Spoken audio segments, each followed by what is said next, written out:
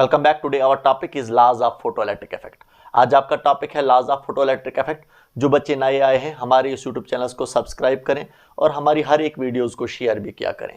तो देखिए आज का आपका टॉपिक है laws of photoelectric effect. Totally based है किस पर? फोटोइलेक्ट्रिक इफेक्ट पर ही बेस्ड है। जिस फोटोइलेक्ट्रिक इफेक्ट्स पर अभी तक हमने 3 लेक्चर्स डिलीवर किए हैं, तो पूरी एक्सप्लेनेशन जो हमने की है 3 लेक्चर्स में हमने इसको डिलीवर किया है, एक्सप्लेन किया है फोटोइलेक्ट्रिक इफेक्ट्स को। और वो पूरा जो आपके पास टॉपिक है फोटोइलेक्ट्रिक इफेक्ट, उनको 4 लॉज में रिप्रेजेंट किया गया है। नटशल में उनको 4 लॉज में रिप्रेजेंट किया गया है।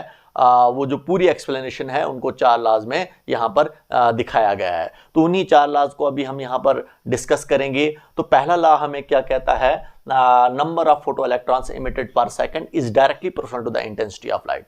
जो हमने ऑलरेडी पढ़ा है फोटोइलेक्ट्रिक इफेक्ट्स में, जो हमें फोटोइलेक्ट्रिक इफेक्ट कहता है, it is a process of emission of electron from metallic surface when a light of suitable frequency falls on this metallic surface. तो हमने पढ़ा था फोटोइलेक्ट्रिक इफेक्ट्स में, तो जब भी हमारे पास एक लाइट आती है, एक सुटेबल फ्रीक्वेंसी की लाइट आती है, फॉल करती है इस मेटालिक प्लेट पर, जो हमारे पास यहाँ पर मेटालिक प्लेट पी प्लेट है, तो इस पर जब फॉल करेगी तो यहाँ से इलेक्ट्रॉन निकलने शुरू हो जाते हैं, मूव करते हैं कहाँ की तरफ? क्यू प्लेट की तरफ मूव करते हैं। इन इलेक्ट्रॉन्स को कहा जाता है फोटो इलेक्ट्रॉन्स, और इसकी वजह से हमारे पास एक सर्किट में करंट बनती है, जिस करंट को कहा जाता है फोटोइलेक्ट्रिक करंट कहा जाता है। तो यहाँ पर हमारे पास पहला लॉ कहता है कि number of electrons emitted per second, इस पी प्लेट से जो नंबर ऑफ इलेक्ट्रॉन्स इमिट होते हैं पर सेकंड, एक सेकंड में जो हमारे पास नंबर ऑफ इलेक्ट्रॉन्स इमिट होते हैं वो directly proportional to the intensity of light है। तो इसका मतलब हमारे पास अगर लाइट की इंटेंसिटी बढ़ेगी, जो फॉल करेगी पी पॉइंट पर, तो अगर हमारे पास लाइट की इंटेंसिटी बढ़ेगी तो नंबर ऑफ इलेक्ट्रॉन्स हमारे पास पी पॉइंट से भी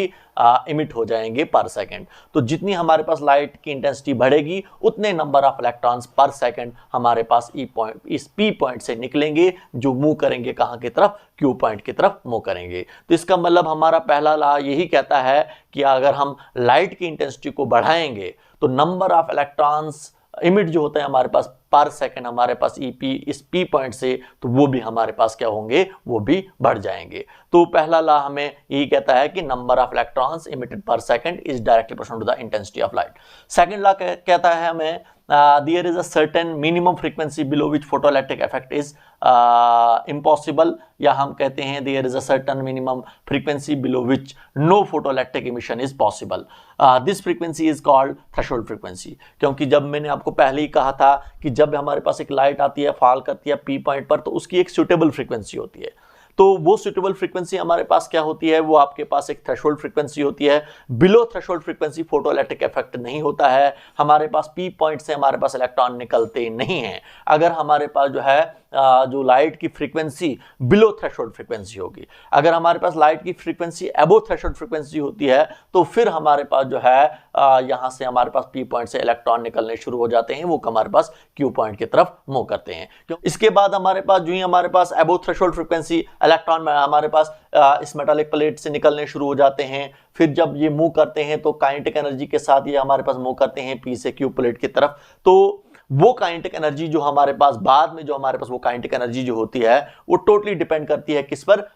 फ्रीक्वेंसी ऑफ लाइट पर, इंसिडेंट लाइट पर डिपेंड करती है, न कि इंटेंसिटी ऑफ लाइट पर डिपेंड करती है। जो हमारे पास लाइट की इंटेंसिटी जो है वो उसकी वजह से फोटॉन के एनर्जी पर कोई इफेक्ट नहीं पड़ता है, समझे आप? तो सिर्फ हमारे पास नंबर ऑफ इलेक्ट्रॉन जो हैं वो इमिट होते हैं पर सेकंड, वो ज्यादा इमिट होते हैं, लेकिन फोटॉन के एनर्जी पर कोई इफेक्ट नहीं पड़ता है जब हम लाइट की इंटेंसिटी को इंक्रीज करते हैं। तो इसका मतलब अगर हमने काइनेटिक एनर्जी, आपको पता ही है वही काइनेटिक एनर्जी हमारे पास जो होती है, ये फोटॉन की एनर्जी हमारे पास जो है किस में कन्वर्ट जाती है? काइनेटिक एनर्जी में कन्वर्ट जाती है, जिस एनर्जी से हमारे पास ये इलेक्ट्रॉन मूव करते हैं पी से क्यू की तरफ। तो इसका मतलब यहां पर हमने कहा कि अबो थ्रेशोल्ड फ्रीक्वेंसी काइनेटिक एनर्जी, जो मैक्सिमम काइनेटिक एनर्जी हमारे पास फोटॉन की होती है, it is independent on intensity of light but depend on the frequency of light. तो इसका मतलब अगर हम लाइट की इंसिडेंट जो हमारे पास जो इंसिडेंट लाइट है उसकी फ्रीक्वेंसी को अगर हम बढ़ाएंगे, एनर्जी बढ़ जाएगी फोटॉन की। एनर्जी अगर हमारे पास फोटॉन की बढ़ जाएगी, जो हमारे पास पी पॉइंट पर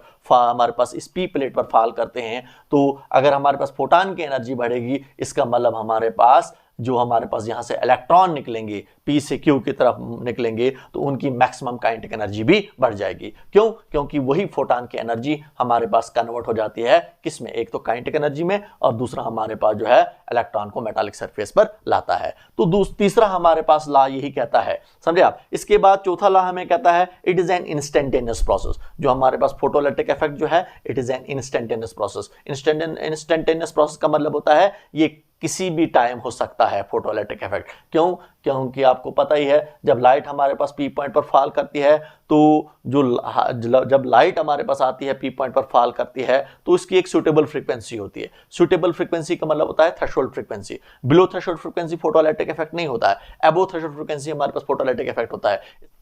ये जो आपके पास जो है ये जो प्रोसेस जो है ये इंस्टेंटेनियस प्रोसेस होता है। लाइट, कोई भी लाइट आएगी, फॉल करेगी हमारे पास पी पॉइंट पर, तो वहां से हमारे पास फोटोइलेक्ट्रिक इफेक्ट नहीं होगा, क्योंकि यहाँ पर एक ऐसी लाइट आनी चाहिए जिसकी एक सुटेबल फ्रीक्वेंसी होगी, और ये हमारे पास कभी भी एट एनी टाइम हो सकता है, समझे आप। तो तभी जाकर कहते हैं इसको this is an instantaneous process, it will happen at any time.